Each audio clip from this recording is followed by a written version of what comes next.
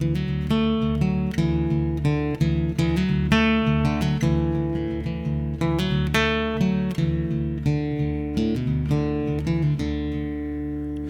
is the Storied Outdoors, a podcast somewhere between Lewis and Tolkien and Lewis and Clark, finding clarity in the stories we tell and the adventures that shape us.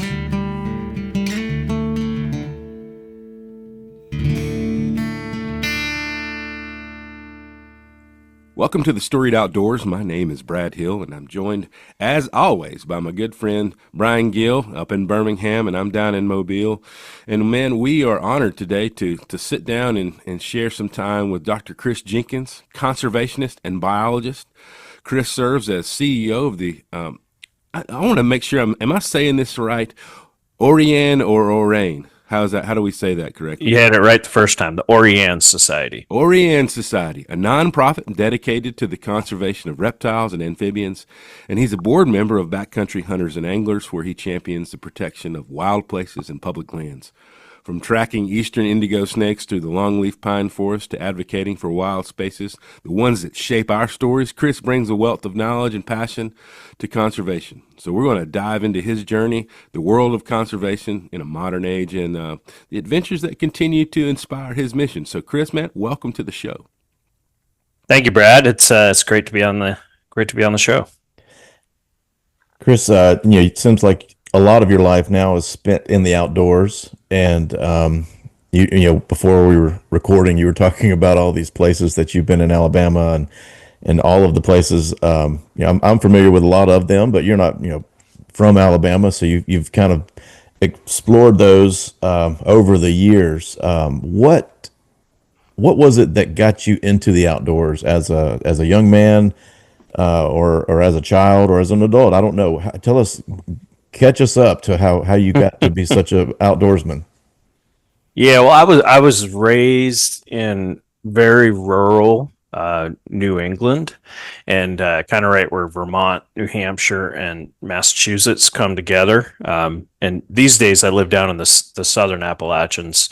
Actually, looks very similar to that kind of very mountainous Appalachian style landscapes. Of course, up there they say Appalachian, but anyway, so I grew up in the Appalachian, live in the Appalachians, but I grew up a pretty rural part of New England. Spent a lot of time outdoors, as all kids do. Catching frogs and whatever, chasing porcupines and just raising cane. And then I had a grandfather. We called him my Pepe. It's a French Canadian. My family all came down from Quebec over the years. So, anyways, my Pepe was very much an outdoorsman and really big deer hunter. Really everything. Small game hunter. He grew up in a time where during Great Depression, some of their hunting was actually subsistence. But anyway, so he was a big hunter, one of my uncles. And so I kind of grew up hunting and fishing as a young child. It was just kind of ingrained in me. And that's kind of how it all started. But I would say I strayed a little bit kind of late in high school and, early on in college, just as I learned about girls and I learned about all these other things that I probably shouldn't have been doing, and kind of got away from the outdoors. But in general, I've spent my entire life in the outdoors, hunting, fishing, exploring nature. I've always loved all kinds of wildlife, whether you hunt them or you don't hunt them. I love trees. It's just, in these days I spend easily, I spend 150 days a year. I count every year I count. Last year was 150 on the dot. I spent 150 days last year either hunting or fishing. And then, I probably spend another 50 plus doing field work, meaning looking for turtles and snakes and frogs. So yeah, I'm in the woods. I'm in the woods a lot. What was it that got you interested in conservation? Because it's not all. I mean, there's a lot of hunters are conservationists. but not a lot. I mean, not all of them. I mean, that's a different shift in mindset than just going out and killing and just being outdoors because it's fun. But like actively being a conservationist that's a different Mhm. motive.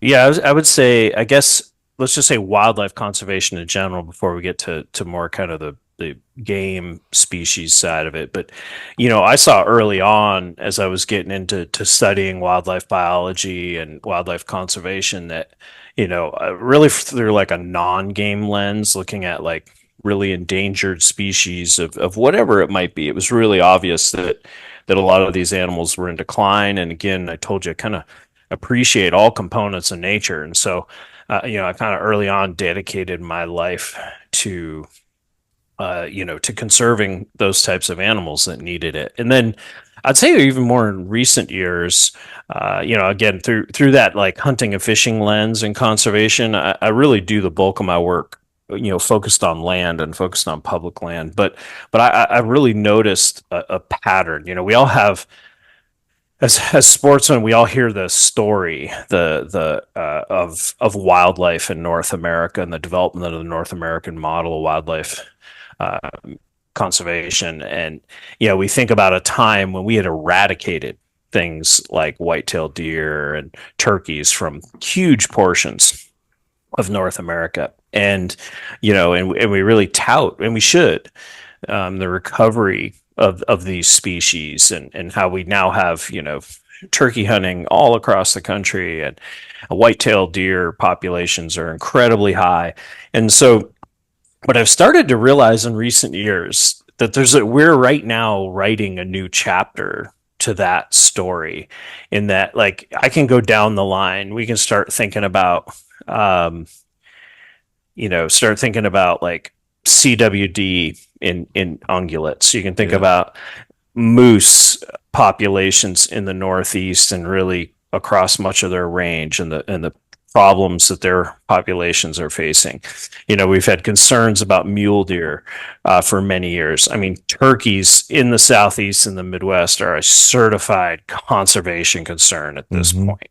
And there are others I could list, but it started to hit me that like there's this new chapter where we're going from celebrating that story of restoration of our game species, to the fact that we're starting to stack up huge numbers of our game species as real serious conservation concerns and things we need to deal with if we want to be able to continue doing what we do. So that's been a realization in more recent times. And I try to dive in, obviously from public land perspective, as we talked about, but even probably turkeys are the one. I hunt turkeys quite a bit, and they're one that I really dive into. And it's sad to me, and it's not just there; it's our marine.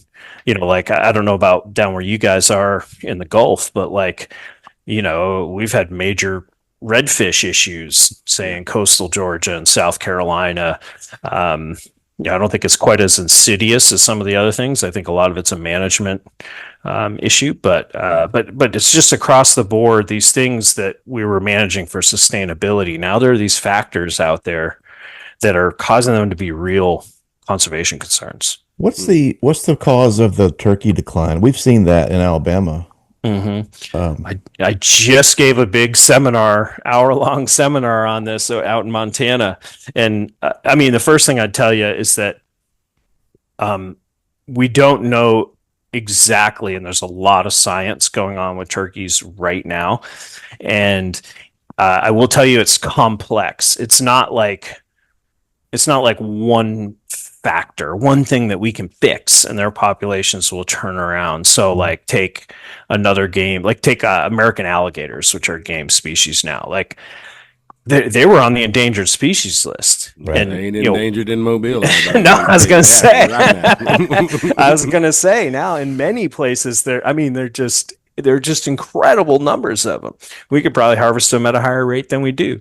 And but anyway, so that was just one factor. We needed to stop killing all them and regulate or manage our harvest. And that's no longer endangered species. But turkeys are not like that. It's complex.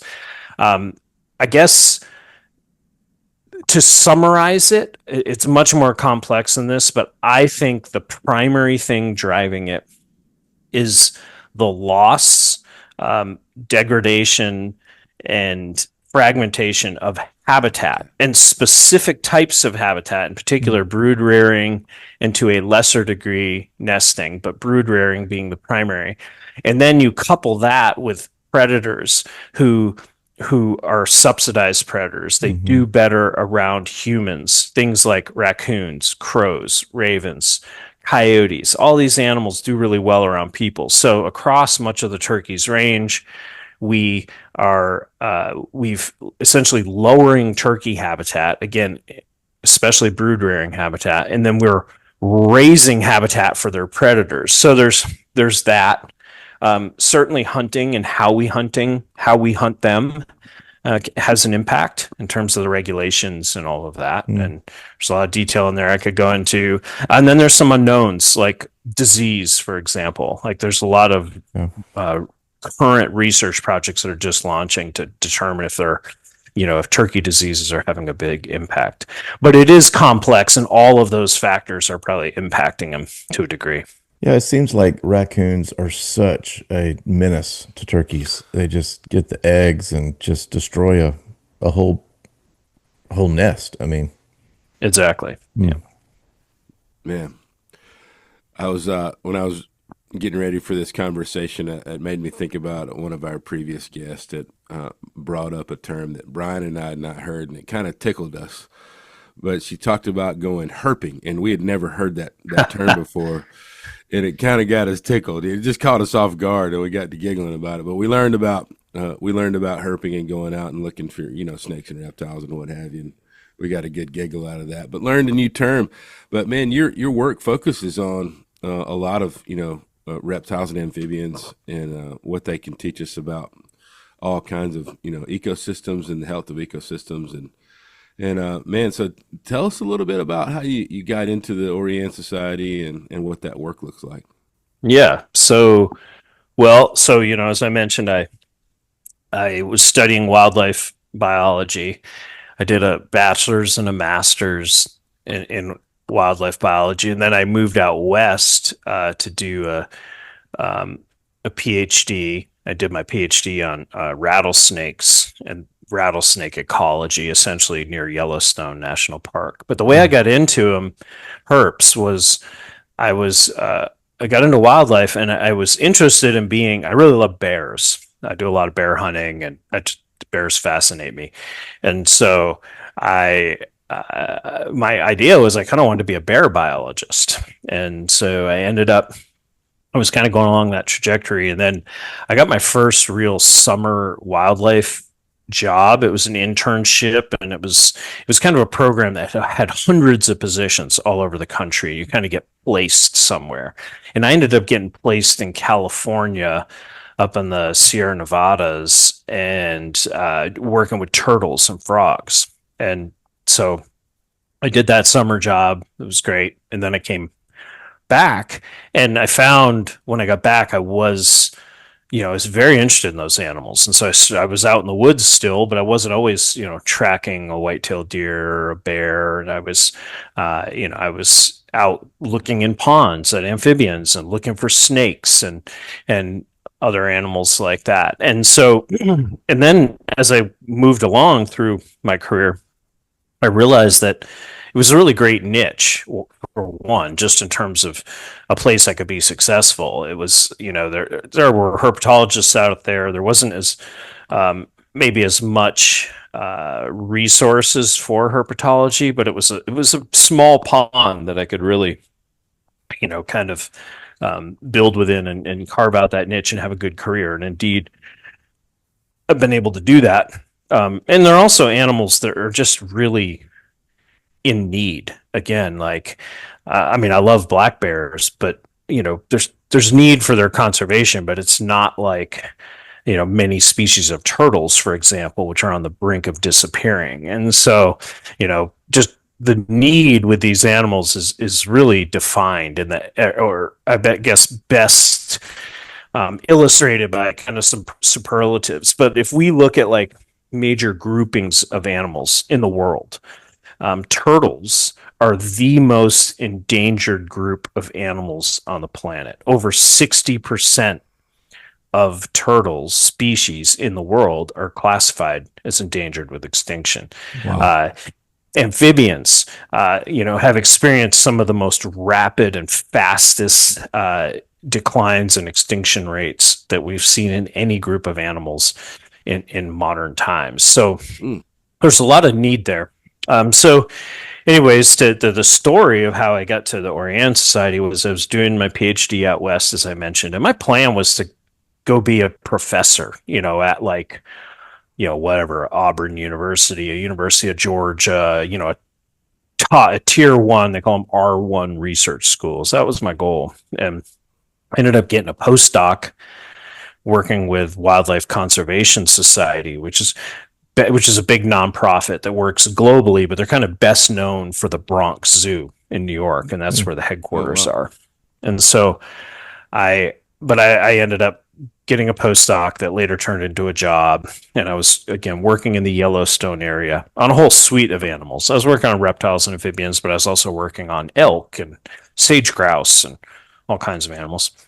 And at the time, I was working with the powers that be at the headquarters to develop like a global snake research and conservation program. And one of our donors to that program created a program within WCS to conserve one particular species that lived here in the Southeast. And so I was running that program through WCS, and Orianne, the name of the organization, is the name of this gentleman's daughter.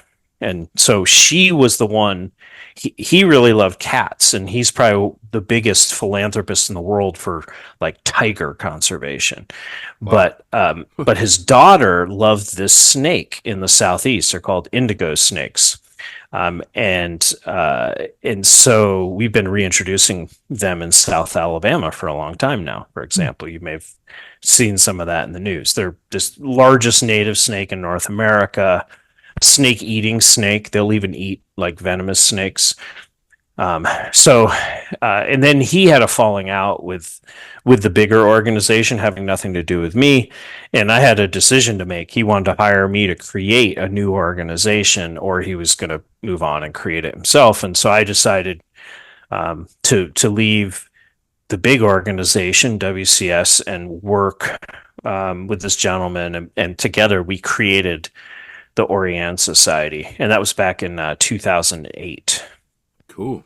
So the indigo snake is larger than the king snake and the rat snake, and yes, rat snake would be one of the snakes that's getting pretty close. But the length measurement, I should actually say the longest native snake in North America. It's not the heaviest, but okay. It's the record length for an indigo snake is 8.5 feet long. Whereas like a Eastern diamondback, which is the heaviest native snake in North America, their record length is about 7 feet long. Whoa. Whoa. That's a beast. Yeah, I don't think, I would at least, maybe the diamondback would give us a little bit of a warning. Well, yeah. Indigo snakes don't have a rattle, but they're also not venomous. They're not venomous, right? No. Yeah. But, ooh. That's a big rattlesnake. That'll make you. Mm-hmm. Yeah, but you have them down by in South Alabama. They Eastern Diamondbacks live in South Alabama. Up where you are, Brian. It would be more timber rattlesnakes. Yeah, isn't that demarcation point? Isn't that the Highway 84 basically, sort of like the line across the state for their habitat? The line where Diamondbacks stop. Yeah, I'd have to look. Where's 84? Does that come up? That runs like east to west, right through like my hometown, Monroeville, Alabama, Grove Hill. It's basically like the fall line. The fall line, yeah. Yeah, so if it's the fall line, so Eastern Diamondback rattlesnakes, they're a coastal plain species. Yeah. They can, lots of times on the fall line, you get these like sand dunes, essentially habitats where, which are ancient beaches and so on. And you can diamondbacks often, I don't know if they do in Alabama, but in Georgia, for example, they live, their population's right on the fall line. But yes, everything below that. Yeah.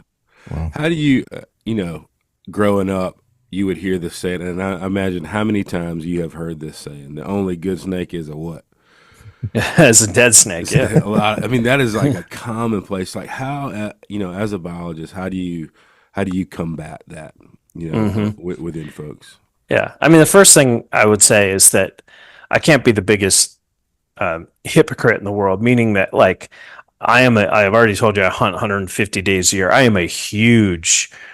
I kill a lot of animals every year. I kill 5 or 6 big game animals. I kill hundreds of birds some years. And fish, and so I can't be a hypocrite and say that no rattlesnake, if we talk rattlesnakes in particular, should ever die. I would say, first of all, to combat that, I would say that I have a podcast myself that I host called Snake Talk. And, I have a saying on there that snakes are animals too. And so that's what I'm shooting for. Like I want people, like many people don't think about snakes as even really animals. They're like these demons that were put on the planet to hurt people.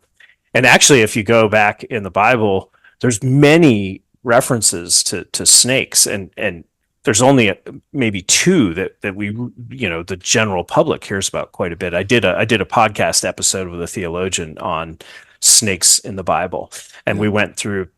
Anyways, I digress. I'm on a tangent, but the point being, they're animals too, and I want people to think about them like other animals, and they have value. They have ecological value, and to some cultures, they have real cultural value, and they're really they have like intrinsic and aesthetic values too. For example, if you take like some of the mountain ridges in Alabama, like we don't have mountain lions anymore. You don't have like any like grizzly bears or your red wolves are gone, and but like you can still go up on one of these just beautiful rock ledges and see a big old timber rattlesnake sitting out there in the sun. It's a top predator. It's a majestic animal, and it tells me that there still are places, even in a state like Alabama, that are wild and where you can have these. So I like the other thing I would say is that in terms of just killing them, the reason I'm not saying it's a bad idea to well, first of all, let me back up. I don't think about the individual animal. I think about the population. I'm concerned about making sure populations of whatever, it could be a white-tailed deer or timber rattlesnake, I want them to be sustainable. I want them to persist. And so the one argument I would make about killing snakes, rattlesnakes in particular, is that we don't understand their biology to the level we understand a white-tailed deer or whatever it might be, an elk, where we can manage for sustainable harvest. So we would have to be fairly conservative in how we approached harvest if we wanted to keep them. The other thing I will tell you about rattlesnakes, and most people don't think of them like this, they think of them as kind of like vermin, like animals that are just kind of everywhere. Like you might think of a mouse. Well, they're not like a mouse. They're the opposite of a mouse. Meaning, so if let's say you had a hunting cabin, somewhere up in the national forest, and you go up to that cabin, and you haven't been there in 3 months. One of the first things you're going to have to do is sweep up the mouse poop, trap out the mice. Then you do your thing for a couple weeks and you go home, and then say you go back 2 months later, first thing you're going to have to do is kill all the mice again. Because mice populations do well with being killed. I won't go into the details, but it's ingrained in their biology. Mm-hmm. Whereas there are some other animals that don't do well. Picture like a mountain goat out west. Based on their biology, it would be very easy for us to over harvest or overkill mountain goats. Wow. And so rattlesnakes are more like the mountain goat than they are the mouse. And so we don't know how to sustainably harvest them because we don't understand the biology of the snake well enough. But I can tell you that we would not be able to have very serious harvest of them. I will say there are some states that actually have a harvest season, like Pennsylvania, for example. Like when you buy your every state has some version of like a sportsman's package where you get your bear tag and your deer tags and your trout validation and whatever it might be. When you do that in Pennsylvania, you get a rattlesnake tag, and that tag, it has to be a male. It has to be, and they give ways to identify the male. It has to be a certain length, and it's regulated like all other species. And they were able to restore rattlesnake populations by having a harvest season that was very conservative in Pennsylvania. I did a whole podcast episode again on Snake Talk about that as well. So that's the only reason I don't like really support killing snakes. And then the last thing I'll say about that is that it's also different. If we have like a sustainable mindset, just as I was talking about harvesting or killing snakes there, in my mind, it's all about how many can we kill, but still have very sustainable, viable populations. Just like I would think about a wild turkey or a bear or something else I might kill. But the thing I also don't like is how people aren't viewing it like that. A huge majority of people are viewing killing every one they see any time of year. And if I came to you, I know Alabama's not a big bear hunting state. You don't have a season yet, but it's coming, I hope. The bears are coming for sure. Yeah, they are. They have arrived on our hunting land. And so, but anyways, if I told you, if I was like, oh yeah, bears, I shoot every bear I see. Oh yeah, at night. Oh yeah, I'll kill one at night. I kill every single. People would be like mad and upset. But with snakes, people don't have that. So, if there was a different mindset around it, I'm much more supportive of killing them. But anyways, I'll leave it there for now. I kind of went on. No, that's great. I appreciate all that, man. That was good.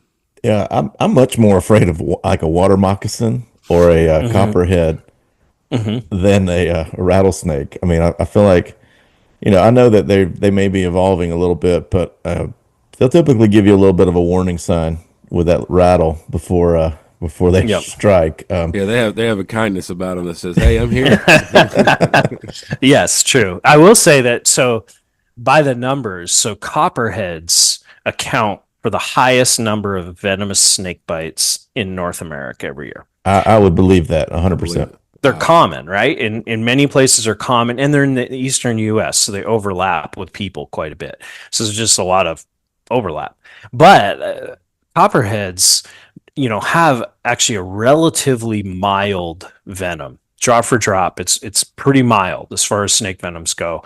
There have only ever been a small handful of people who've died from it, and probably most of them had like confounding factors. And then timber rattlesnakes account for the most deaths every year in North America. And so a timber rattlesnake bite is a very life-threatening bite. And there are rattlesnakes in the US that have more toxic venom or deliver more venom, like an eastern diamondback would deliver more because they're bigger. But the issue is that the timber rattlesnake, again, like the copperhead, is a species that like overlaps with most people in the eastern US. So, and it has much more toxic venom than a copperhead. So that's where you end up with a lot of deaths from timber rattlesnakes. Wow. That's fascinating. So, shifting gears a little bit towards land, you've been involved in land conservation for many years. What is one story of a piece of land or an area that you've worked in that sticks out to you the most? You were talking about like from a Orianne Society perspective or from a BHA, Backcountry Hunters. I'll tell you what. I'll give you a little bit of a hybrid because it definitely involved both. So nice. I will say that here in Georgia, where I live, we partnered with many other groups doing something called the Georgia Gopher Tortoise Conservation Initiative, and so the gopher tortoise was a candidate species for federal listing And in Georgia, we decided to embark on a 10 plus year project to essentially prevent them from going on the Endangered Species Act and staying in state management. And so this big group of partners I was talking about that Orianne is one of, we ended up uh, basically designating 128 viable gopher tortoise populations in the state. And we're pretty accurate there. I mean, there might be one we missed, but in general, there's 128 viable gopher tortoise populations, and which means there's 250 tortoises in that population minimally. So anyway, so we defined where all these populations were, and then we decided that of those 128, we were going to protect the land that tortoise population lived on for 65 of them. So over half of them. And so this is 10 plus years of buying land and creating where the interplay with the non-game and the game species conservation comes is that most of the land that we were conserving became public land. That was part of the model. So while over that course of 10, 15 years, while we helped protect over 100,000 acres, most of that became public land where you could now go hunt, fish, bird watch, do whatever it is because you own it. And so but the individual story I'll tell you about has to do with one of those properties. And so there's this it was a really amazing property from a gopher tortoise perspective. Hundreds and hundreds of gopher tortoises were on this property. And Orianne Society almost bought it a number of years prior to this story, but somebody from out of state will say, it's a big name, I don't want to mention the name, but it's a name that everybody would know, one of the big kind of like philanthropists in the world, philanthropists and big names in business from California, anyways, created this nonprofit that was doing agriculture, good things, sustainable agriculture, around the world. And they'd bought this property and they were going to turn this incredible property with a really good conservation value into a giant carrot farm. And, they had done a lot of the clearing and they had done all of these different things to put in this carrot farm. And it was really coming down to the wire. And so finally, working with this broad partnership group, I reached out to one of our board members, meaning Orianne's board members, who was also a name that a lot of people would recognize. And so he could call up this other person. These are two like big names in like the finance and, kind of conservation world. And called up this other guy and said, "Hey, you're about to put a carrot farm on top of one of the best remaining gopher tortoise populations in the world." And so anyways, long story short, they put me in touch with the individual representing that nonprofit. We worked out a deal. That nonprofit that was creating the farm ended up selling that land to the Nature Conservancy. Nature Conservancy then sold it. This was all planned ahead of time. Then sold it to the state of Georgia. And now it's a wildlife management area that you could be fishing at today or deer hunting, come deer season, and there's hundreds of tortoises there. So it's a good kind of hybrid game and non-game story. Wow. So does the protecting of the land itself, is that automatically protecting the turtles, or is there another step that has to happen? Yeah. So, well, the big thing about gopher tortoises in the Southeast, is that so much of the coastal plain in particular, the Southeast, historically, you would have had your swamps, but a lot of the upland, it's what would have been called the longleaf pine ecosystem.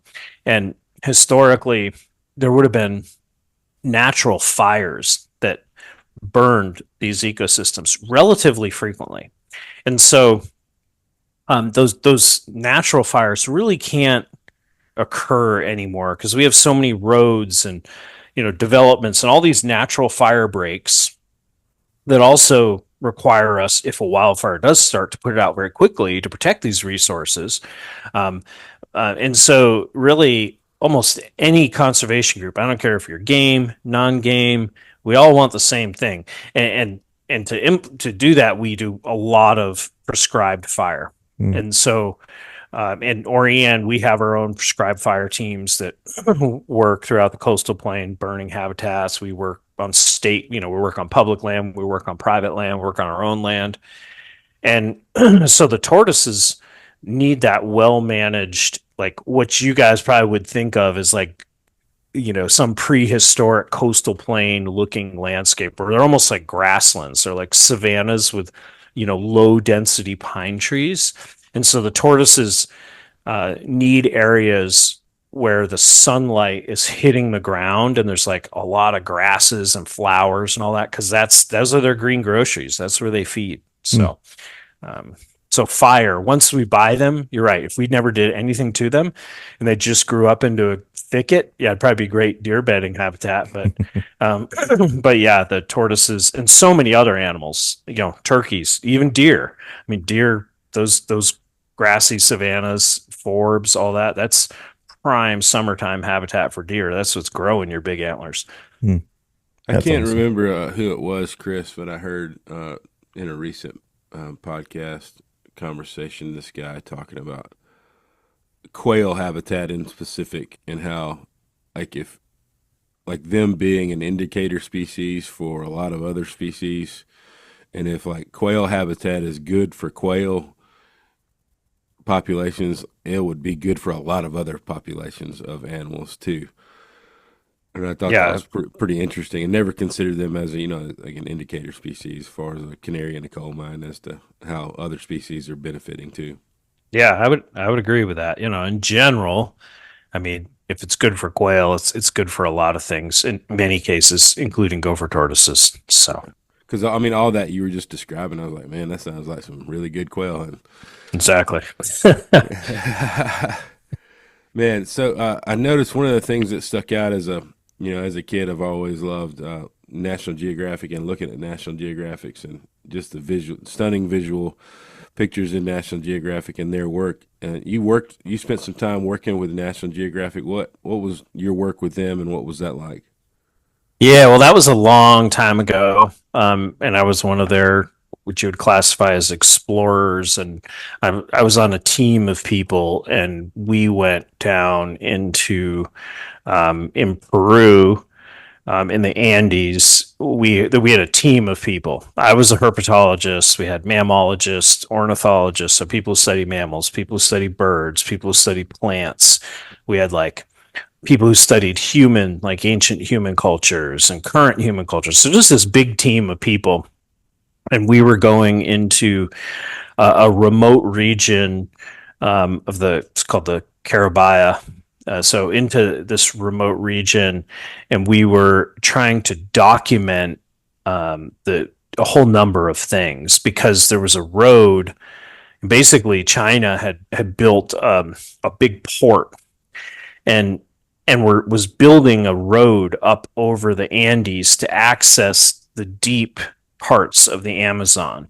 So historically, to get those resources out of the Amazon, people had to boat them from all the way up against the Andes and boat them all the way down the Amazon River. So China was creating this road up and over the Andes, and they were going into areas that, Europeans hadn't been in since like the Spanish conquered. And so anyways, we went in and kind of documented biodiversity, documented cultures and human cultures and all these things before this road came through, which, I haven't been there since, but I'm assuming the culture's broken down in many ways, and, the biodiversity's been impacted and so on and so forth. So that was kind of, that was that role. And yeah, it was a lot of fun.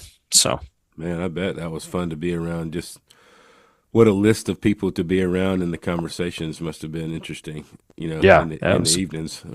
Oh yeah, it was great. It was exciting too. It was we were walking into villages where people hadn't seen white people in a long time. Well, those people hadn't seen white people, but they're Wow.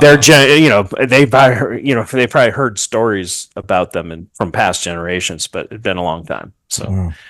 some scary situations too, but exciting. It was great, Oh, I'm great sure. adventure. Yeah, I would be. Yeah, that'd be pretty interesting to experience. I mean, I've been to some places that haven't. It's been a long time since I encountered somebody that looks like me, especially. But Hmm. they're very interested in my red beard most of the time. I was about to say, I don't know if they've encountered people that look like you, Brad, with that big old red beard. Nah, nah. Oh man, or my size. A lot of times, I'm a little larger than the average bear walking into their little. Yeah, yeah, Let's just say I stick out in Mali, Africa. All right. yeah, yeah. I remember one time I was training. It was back when I was doing a lot more triathlons, and we were doing this. I was on this mission trip to Mali, Africa, and we were sub-Saharan. We were we were further, more rural than I've ever dreamed of being. And I was like, man, I've got to get a run in. I've got to get some exercise in and do some miles. I can't miss a lot. And so I had my stuff with me, and I went for, I think, like a 10K or whatever. And one morning real early, and man, I got the funniest looks. It's like, what's he running from? I mean, and why is that big fella running? Oh It's man, funny. I was trying to imagine what must have been going through their heads as they saw me jogging down that road, as they Hmm. walked out of their huts with their chickens and their goats. But, That's great. incredible, man. You talked about 150 days a year, like hunting and fishing. Hmm. Um, Man, that's a lot more than the average person. I would venture to say, um, man, what drives that, Hmm. and what's some of your things that you look forward to throughout the year that you probably Hmm. do on an annual basis? Yeah. Um, well, and I do all that to, with as a CEO of a nonprofit and with a family and, serving on the board of multiple other nonprofits. So I'm a busy person. So first of all, how I do it, there's some real keys. The first thing is I live in the national forest. So like, I mean, my land and house is kind of embedded in the national forest. So I can walk out my back door and be hunting public land, but the whole county that I live in is all public land. It's like 70, 80% public land. So it's very easy for me to, let's just say it's turkey season, for example, to go out and hunt turkeys for 2 or 3 hours and be in the office. So I can do that on a very regular basis, Awesome. daily. Like during certain seasons, I hunt almost every day. I'm often in the office or doing other types of work, as I mentioned. The other thing that really adds to that, and I get to choose where I live. I know not everybody gets to do this, but I live at the junction of 3 states of North Carolina, South Carolina, and Georgia. Mm. So then for everything I hunt, it's just as easy for me to hunt North Carolina and be in the office or to hunt South Carolina Oh and be in the wow. office. So I start right there with like 6 turkey tags, if we stick with turkeys, right out my back door. All So, right. um, but anyways, so those are some things that, and I have a very flexible schedule as well. So, but then in terms of what I enjoy and look forward to, so I do travel a lot to hunt, but I really I have like at home here in the Southern Appalachians, I hunt fish year round, and I kind of have like a cycle of like the things I do, and those change seasonally. Uh, and if you ask me what my favorite thing is, it would kind of depend what season it was in because I like go deep, but I don't like deer, for example. I'm not one that's like thinking about deer 365. I don't know if you think about it, but like I'm not like spending all my outside time focused on deer. I'm focusing on everything. But like when it's turkey season, I'm all in turkeys, and turkeys end, and then I start fishing. And there's a whole cycle, literally 365 days a year. But I would say the things that so that's home. And then I do travel. I travel all over the country to hunt various things. These days, I do most of my big game hunting locally, meaning in the southeast, and then these days I mostly travel to bird hunt, and then and I'll fish. If I'm like on another type of vacation and there's an opportunity to fish for a day, I'll do it. But so I do a lot of travel hunting, get to see a lot of our country. I've hunted a little bit and fished a little bit outside of the country too, which is fun. But in terms of like, if I had to say the things that I really love upland bird hunting, but I don't live in an area where it's that good. I do have bird dogs and I do it, but I really have to make an effort to get to good bird hunting. But I would say I really like big game hunting in the southern Appalachians. Like I really love like big woods white-tailed deer hunting in the southern mountains. It's really hard, low density deer. And I don't know, just something about it. I love it. I've been doing it for a long time and gotten to the point where I can have some consistent success. And along with that, I would package in, I really love also big woods bear hunting, in the same region.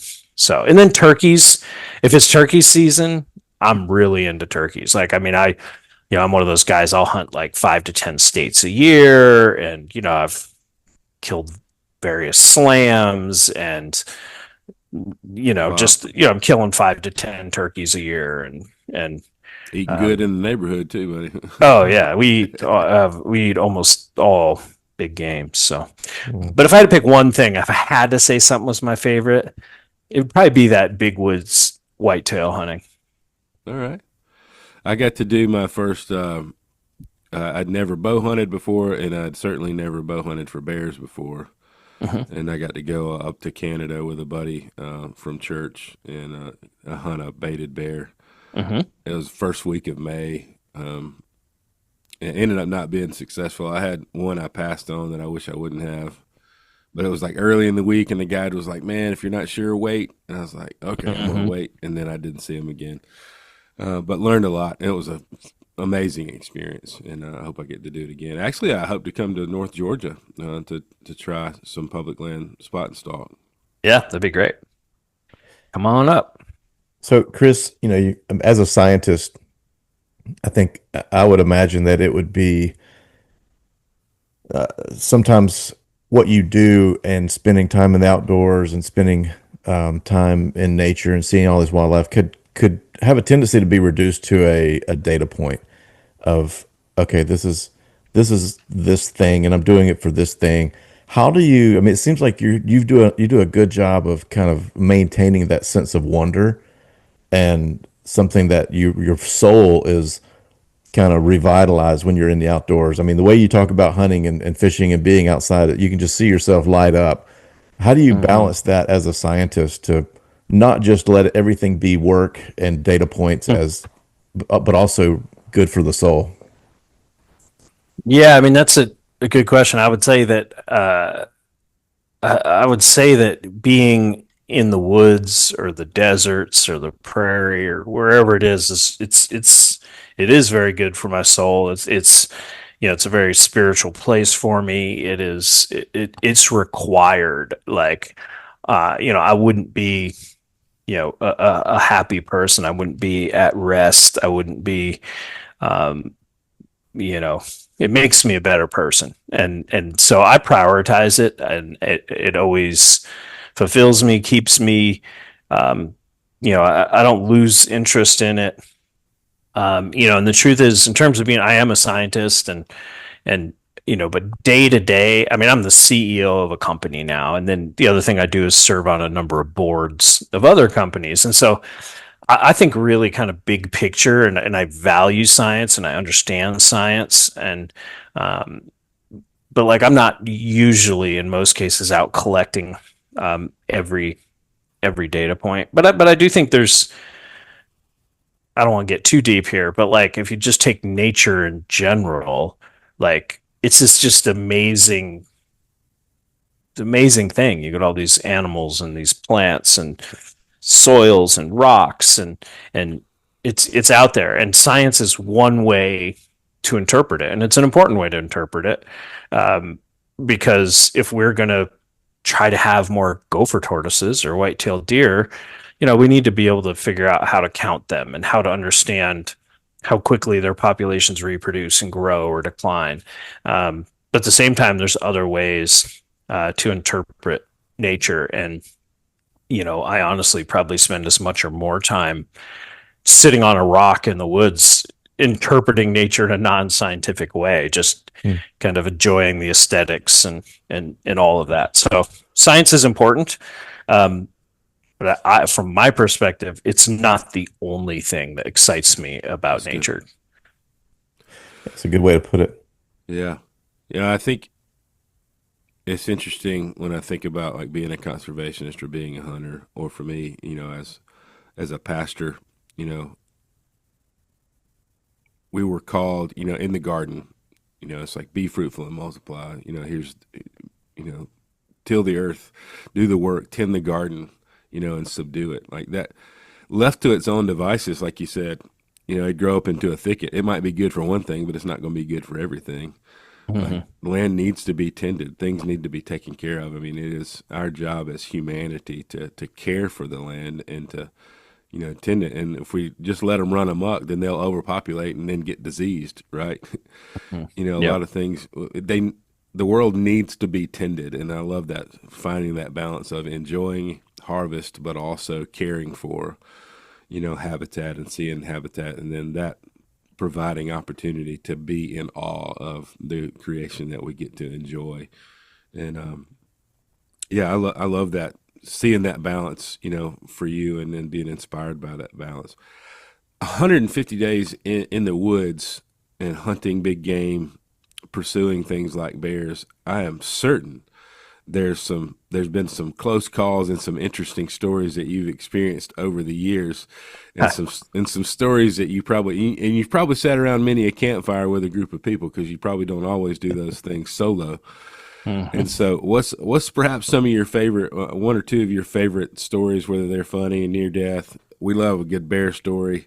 I'm always enjoying some bear stories, or maybe a bit of all those things wrapped up into one of experiences that you've had that you would share with us. Yeah, well, I'll start with a bear story, and then if you want more, we can go in different directions. I've got snake stories, almost falling off cliff stories, all kinds of good stories. But so bear story. So I was out in archery. I just use I use traditional bows. So I was out with the Marie Curve, and I was up on a high ridge in the Chattahoochee National Forest, and early season, looking for fresh bear sign to hunt, and I wasn't finding much feeding sign in this area. But and then the weather kind of turned. Normally, I just kind of keep moving with early season bear hunting, but the weather kind of turned, so I worked my way down this ridge and set up over this gap that I'm very familiar with. Deer and bears and other things come through it, but I was sitting kind of up above it. Like I wasn't going to be able to shoot the gap if an animal was crossing the gap. But just so happened, there's, so I mentioned the weather changed, and it was raining pretty good, and it was real kind of like almost like foggy. I could see the gap, and all of a sudden I see something moving, and I can see a bear coming. It's not crossing the gap though. It's coming from the other knob above the gap. And it's kind of like just off the side of the main ridge line. It's coming down, and I'm up on the other knob along the ridge line, and it just walks through, and I start to realize that, this bear is going to end up walking like 10, 10 to 20 yards from me if it stays on. So anyways, I was sitting on a log, but I get up and I'm standing next to a big oak tree, and sure enough, this bear comes, and he's coming along, and he's probably 15 yards from me, just below me.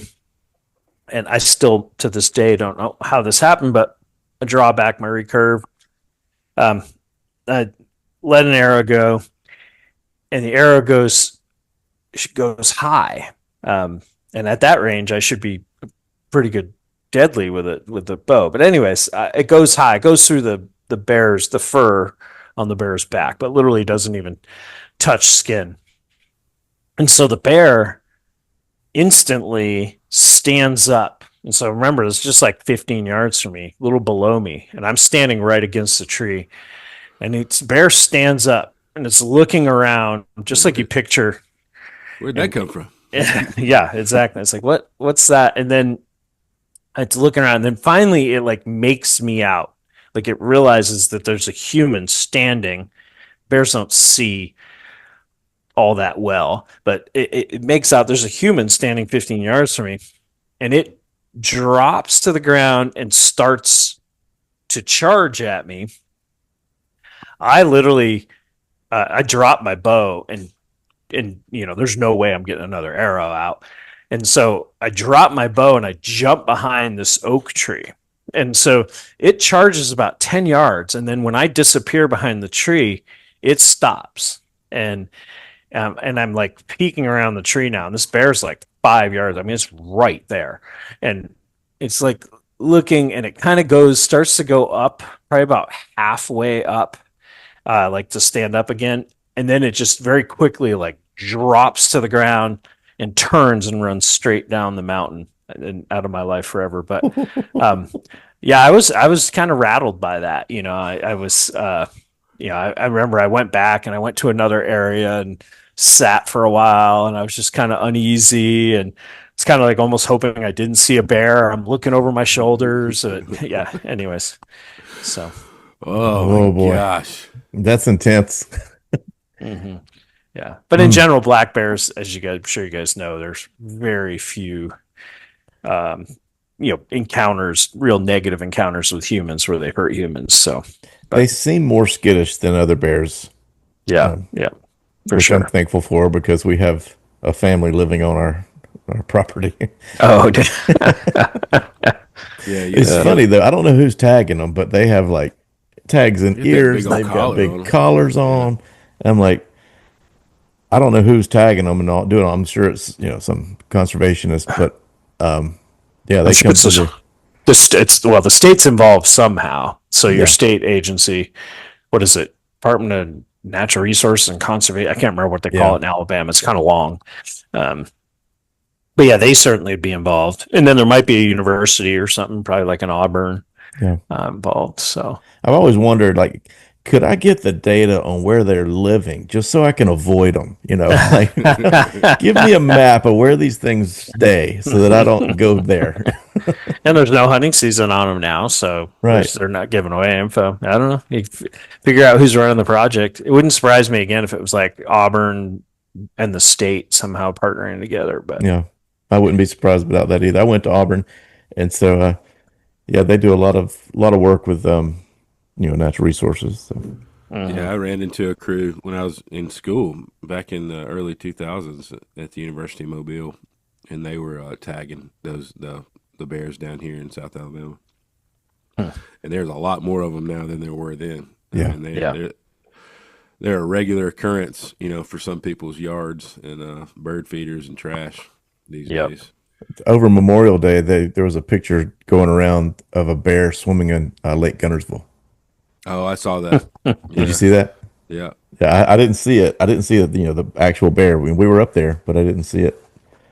That'd have been something else to see on the lake. Chris, is there a particular outdoor experience that you would point to that was perhaps a defining moment for you, or something that you would point to that says this shaped me as a person? This experience that you could look back on?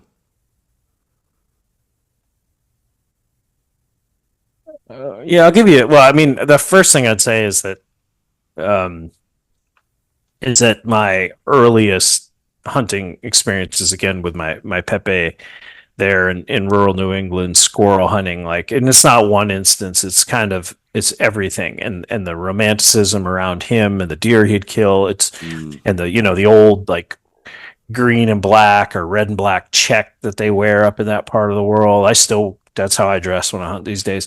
But anyway, so that's the beginning. And that was really important. But, I also, talking about backcountry hunters and anglers, and I really love to hunt, big, wild places, and do things like go in, with a backpack and disappear for 10 days, and so it was actually a very recent story, and I'll give you the short version of it. But just about 3 years ago now, I went into the Frank Church Wilderness, which is largest wilderness area you can hunt in the lower 48. And I was really looking for just kind of like a solitude, connection to place. And I've been in Frank Church many times. It's one of the places I love in North America. And but I was really looking for that solo experience, and really pushing myself physically, and kind of like I don't want to say goodbye to a place, but I lived in Idaho for a long time, and I have a lifetime hunting license there, and I go there quite a bit. But like, I'm getting older too. I don't know how many times I'm going to go back into the Frank Church. So flew in. There's a bunch of backcountry airstrips that were grandfathered in when it was set up as a wilderness. So I flew in, to an airstrip about 7,000 feet, just myself, got dropped off with a backpack. And I ended up, I went high, went 9, 10,000 feet, and looking mainly for mule deer. And by the end of it, I ended up hiking down to probably like 3,000 feet, and ended up, harvesting a bear. But that's those details, like, oh, not getting the mule deer, but getting the bear. That wasn't really the biggest part of it. It was just being in such a wild place, and I did not see a human. I saw the pilot when he dropped me off, and then the next human I saw was 10 days later at the airstrip. Somebody else waiting to fly out. So that solitude, and that just kind of like internal, having that time to reflect on life, and everything good and bad and in between, and physically pushing myself. I ended up killing a bear, a very big bear, 6 miles from the airstrip, which was actually pretty close, because I had done 50 to 60 miles in those 10 days, covering again everywhere from 10,000 to 2,000 feet through probably 3,000 feet elevation, but huge ton of elevation gain and loss. But I killed that bear 6 miles from the airstrip, and I shot it the morning before I flew out. And you're back in there remote, so they're just picking you up at a certain time in these little, just these little bush planes, and it was a big bear. And anyways, I realized that I had to, if I was going to make it on time, I had to cut this bear up, and I had to carry the entire bear out, hide, skull, and all the meat in one trip. It wasn't going to work otherwise, time wise. And so I ended up doing that, killed it at 9 a.m. Ended up the weight load was incredible. It was really stupid, actually, of me. I could feel my knees just wanting, and I had trekking poles. I could feel my knees wanting to burst. I almost stepped on rattlesnakes twice when I had that load on my back.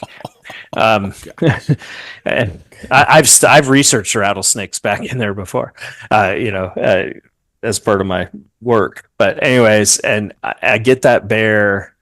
I mean, it was easily, I don't know what it was. It was at least 130, 40, but could have been more like 180 pounds. It was a huge load. I'm a big guy, I'm 220 or something like that. But I mean, I got it to the airstrip, started at 9 a.m., 6 miles in mountain country, got it to the airstrip at 8 p.m. that night. And I remember I got the load off and I got all the quarters hung in trees right near the airstrip. And I literally collapsed on the side of the airstrip and just started crying. And I'm not a crier, and I just uncontrollably, I was just laying there and anyways, I had to go back to a mile back to camp that night and bring everything out the next morning. But yeah, it was just, so that was a real monumental trip for me because, as I'm getting older, I'll still do some real extreme adventures like that, but that may be the last that was that extreme. So, I've kind of got those early on milestones, but that was a recent one that was just really important to me and, really special. So, Yeah. What was it do you think what brought on the tears and the emotion? Was it the being able to say that you completed that you saw some civilization, or, I mean, what was it that brought on those emotions? yeah, I don't think it was seeing civilization. I still hadn't seen a person yet. And there is a little cabin near the airstrip there, and obviously it's an airstrip, but it wasn't that because I wasn't longing necessarily to get back to civilization. I think it was one, the just complete physical exhaustion, lack of nourishment, lack of water, all of those things coupled with 10 days of, again, just literally in your head. Like it sounds, 10 days doesn't sound like a lot, but imagine not talking to a human for 10 days. That's a long time. And so you're in your head, you're battling your demons, you're thinking of all the great things that have happened to you, and you're strategizing life. And I mean, you're in your head 24 hours a day for 10 days. And so I think it was just like, that was like the perfect culmination of that. It was just all this emotion coming out, but fueled by this real extreme physical experience I'd just gone through. So Wow. Was that a traditional archery as well? that was a rifle. Yeah. Rifle. Okay. Yeah. Yeah. Wow. That's incredible. Mm.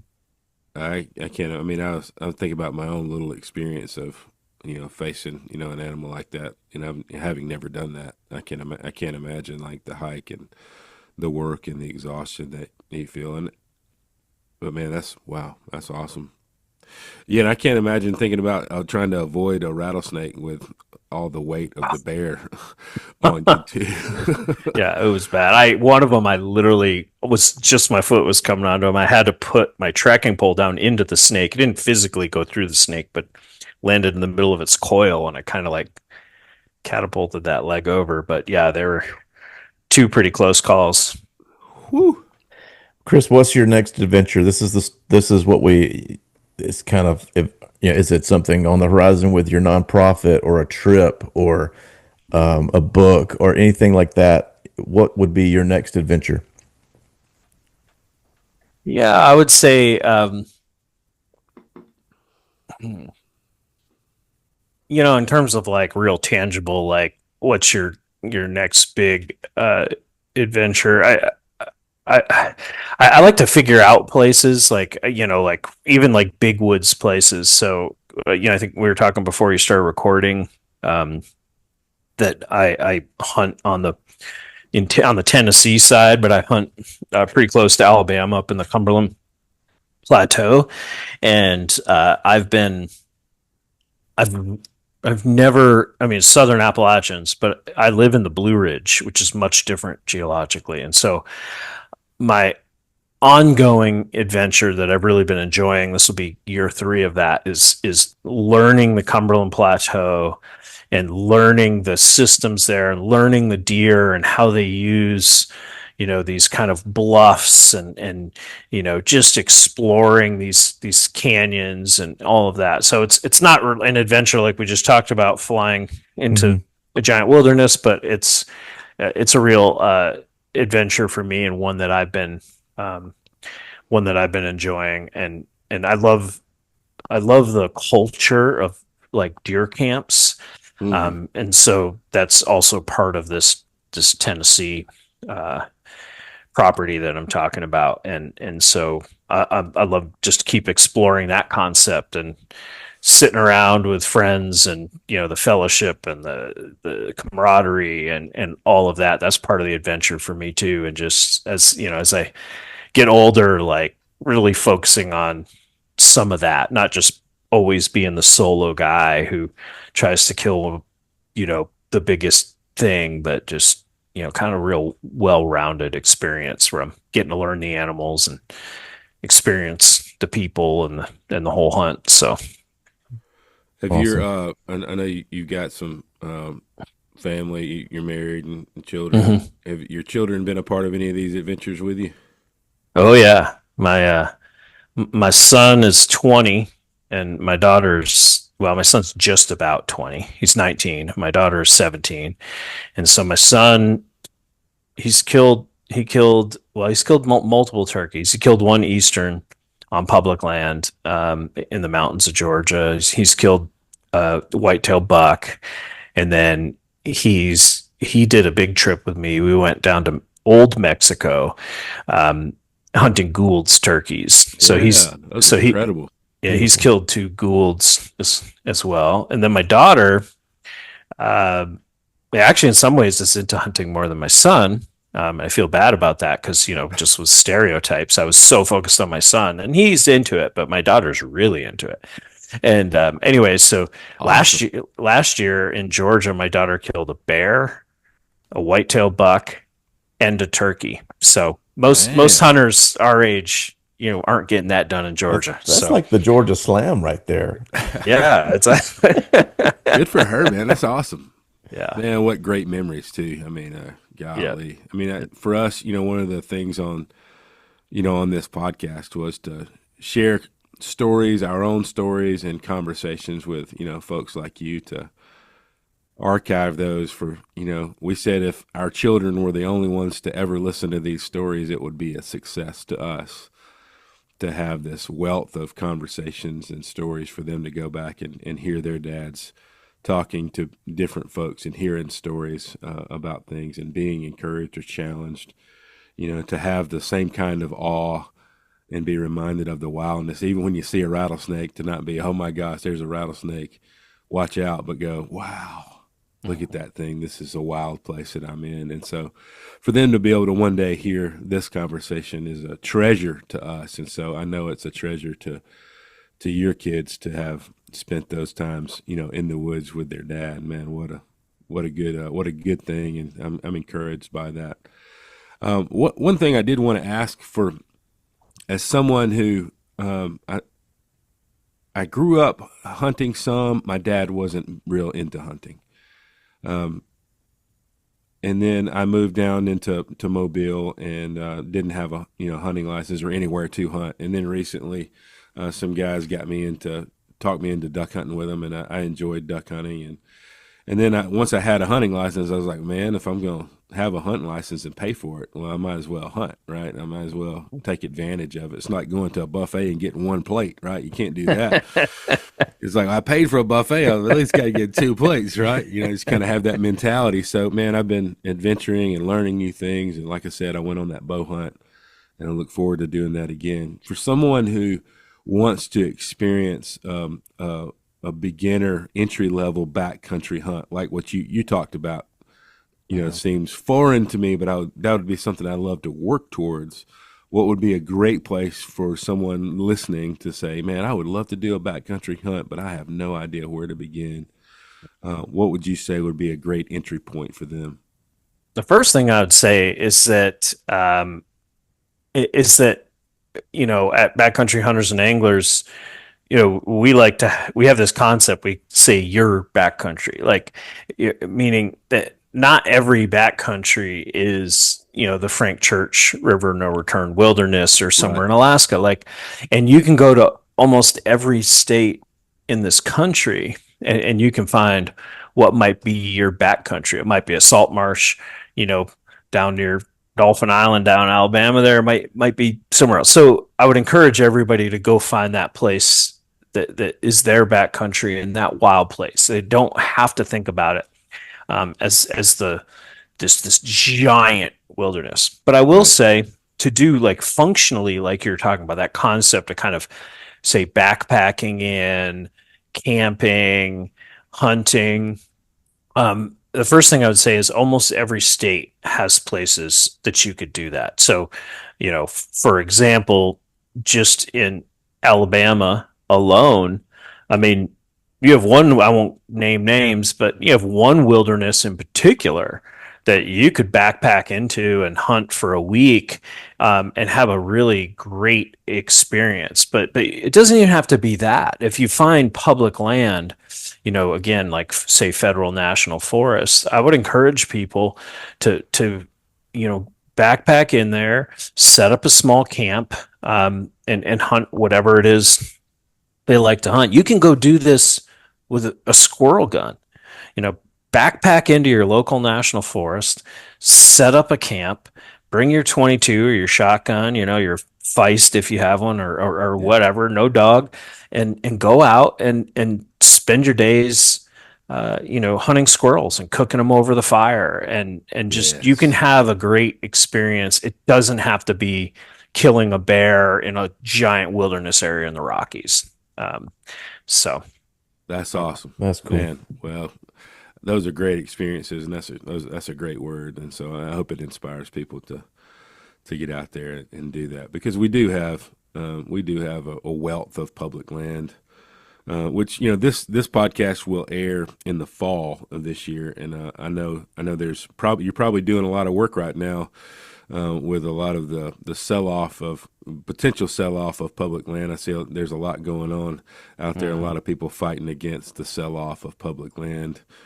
Yeah, we're right in the heart of that. And given the timing, I won't necessarily speak to the exact issues that are timely, but I will say that, public land, is really important. Like a lot of us, especially in the South, we might hunt on leases and all this, but public land is your land. It's all of our lands, and we need to think about it like that. And it's, if we want a future in hunting, even if you have, incredible amount of resources where you can buy your own land or lease multiple properties, there's somebody out there who's maybe, working behind the counter at a gas station. They may still want to take their kid out, teach them how to hunt squirrels. And this is the great equalizer. It's again, all of ours. All of us are equal there, and we need to fight to protect that if we want to protect, the future of hunting. Public lands are absolutely critical. I agree. Yeah, well, I've done my part and what I can do to write to my senator about the issues at hand, and good, and continue to repost on social media and try to do whatever we can to help. And, right, man, we love highlighting and talking to all our different water keepers and do our part to be a part of making that possible to enjoy those things and to share those things, because they are extremely impactful, and they are the place where honestly that's the place where the good stories happen that we've talked about in this conversation. And so we want to help protect those. Well, man, this has been such a great conversation, and just great to hear you and get to know you, Chris. What are some ways people can support the work that you're doing? I would say, start with the websites. You can find the Orianne Society at www.orianne.org, or Backcountry Hunters and Anglers at backcountryhunters.org. And whatever you're interested in conservation wise, I would go to those two websites and look at our missions and the work we're doing. And if you are so inspired, I would encourage you to either one, become a volunteer, two, become a donor and supporter. Just I encourage everybody to do what you can to make this world a better place in as many ways as you can. That's right. And Backcountry Hunters and Anglers, there are chapters of those all over. Is that right? Correct. So there are chapters in both the United States and Canada. In almost every state, there's a few places like where you guys are, for example, is the Southeast chapter, and it's actually Alabama, Mississippi, and Louisiana together. But most states have their own chapters, and you can get involved in those chapters beyond just donating. You can volunteer, eventually get to the point of serving on like a chapter board. You can help with stewardship projects, work relative to local policy issues relative to public land or, another big pillar for us is public wildlife. So it's not just the land, but like some of these concepts you hear about, if a particular state's trying to get rid of hound hunting for bears, that's a public wildlife issue for BHA or the structure of a state's commission, wildlife commission, and how that's impacting wildlife. We work on all those issues as well. So I'd encourage everybody to check it out. Check out your local chapter, and volunteer. And then you also have, we'll also be sure to link the Snake Talk podcast as well for those that'd be interested in hearing about all those. I'm definitely going to go subscribe because some of those sound really, really interesting. So, man, we really appreciate you sharing all that with us and sharing your story with us. Man, we hope, man, these stories and conversations really inspire people to get out there and write their own stories and share their own adventures in the place we love to call the Storied Outdoors. Thank you so much for having me. I really enjoyed it.